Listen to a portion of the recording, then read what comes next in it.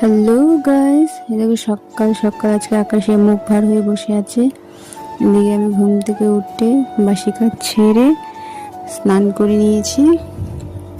কি আর করবো বলো তো, সকালবেলা বৃষ্টি নেমে থাকে না, একটু সমস্যা হয়ে যায়।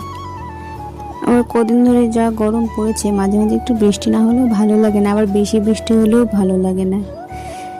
বাঙালি বস, আমরা কোন দিকে যাব কোনোটাতেই মন ভরে না।